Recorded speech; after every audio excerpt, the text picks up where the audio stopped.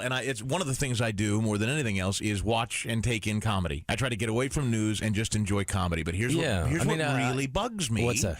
A lot of your colleagues in comedy today have openly come out to say various things about this issue or that issue politically or about a candidate. And if it's not the right thing, they are killed. I know. Well, I do agree with you that there's a polarization that's happening. What you're really talking about is I hate to be one of these people. I used to laugh at them.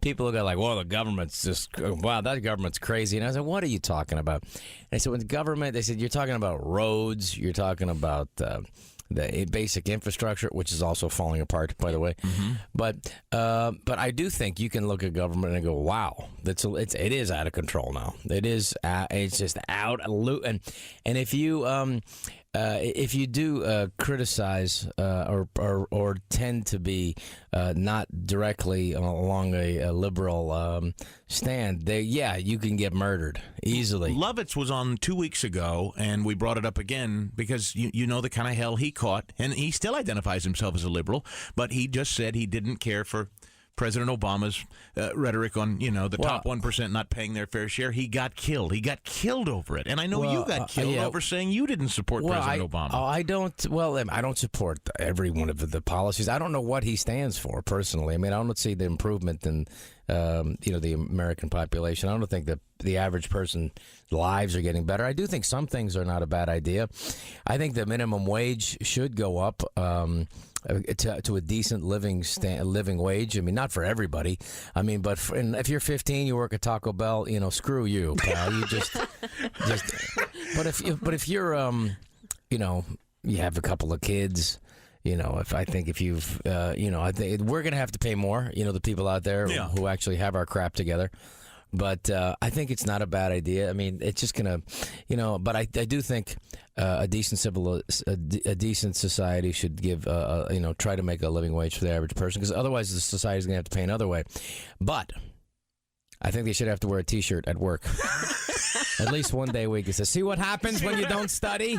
Rob Schneider. See what happens when you're 16, you don't wear a condom? It's Rob Schneider in studio. Here's the thing. The White House press secretary just recently said the most substantive, challenging interview the president faced in all of 2012 before re-election was from Jon Stewart. Wow. That's pretty alarming. Isn't it? Yeah, I think that is pretty alarming. I do think, the Obama administration, there's not one segment of business in the Obama administration that hasn't been hurt. That's coming from a Fortune 500 CEO friend of mine. And he said, it's amazing. Like, he attacks for-profit schools, which is totally an elitist thing from a guy who went to Harvard, I think for free, by the way. And it's just I just worked at a great for-profit school called Full Sail University, and they're trying to kill these for sale. These are people. If you have a government, if you want to pay, or if you were a GI Bill and you want to take that money, and they can go to any school you want to, and they're trying to kill. Literally, I mean, this was Senator Kennedy's big thing was trying to go after for-profit universities because he was another elitist, going to the Ivy League schools.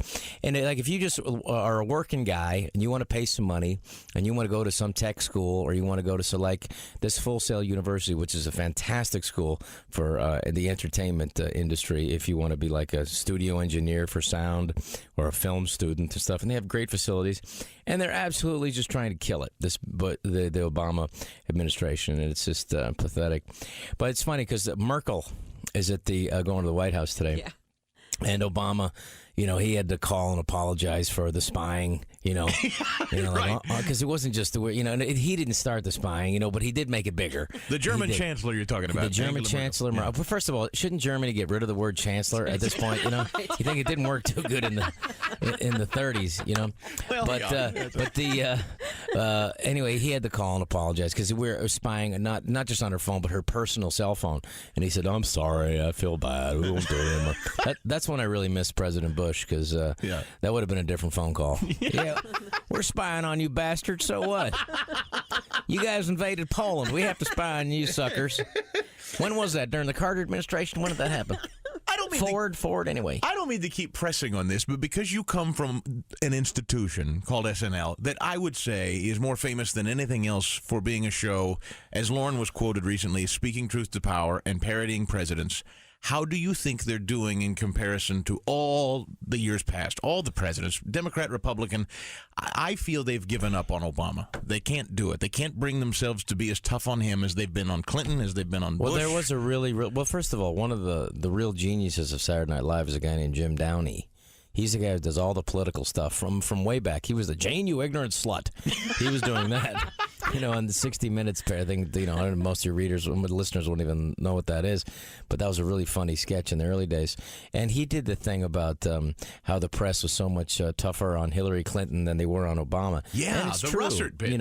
I will say, when they talk about, and I am not one to talk about really what's like there's some huge conspiracy happening. But I will say, when you talk about freedom of the press, there was just a survey that came, not a survey, but there was a study made from Scandinavia, just on all the countries. And where do you think the United States ranked as far as of 300 countries or 250 countries for freedom of the press?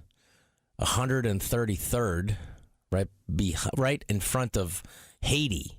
So we don't really have an exact freedom of the press. We have the press is about, I would say, it's owned by about 8 different companies, and it doesn't really necessarily express or help the average American, in my opinion. Where are we going to see you?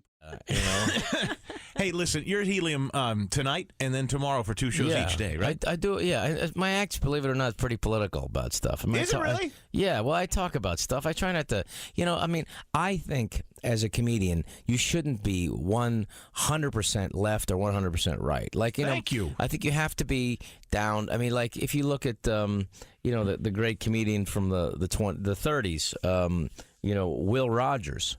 He tried to crap on both sides, and I think that's the way to go. But I do think you have look what's happening. We have let's be honest. We democracies don't end well. We are sliding very fast towards fascism, and it's an ugly kind of thing. And I think there's this kind of mob mentality that's we have to be careful of. You got to look at a guy who's not a great guy. Sterling. Okay. This guy, Don Sterling, he's the owner of the Clippers. Not a great guy at all. But first of all, hey, listen, I just want to say, if you can't trust the girl that you're cheating on your wife with, really, what has this world came to? Really, you're right. It's really outrageous. It's really outrageous. You can't trust she's going to be, she said that she taped him and he knew about it. And I said, I doubt that very much. You should move in to buy the Clippers. Everybody else is. Well, first of all, it's just, I don't know why that was always the crappiest team in the league. Now it's worth $500 million. I don't buy it. I think he got ripped off when he got it for $8 million. The Chris DeGaulle Show. Talk Radio 1210. WPHT. We are sliding very fast towards fascism.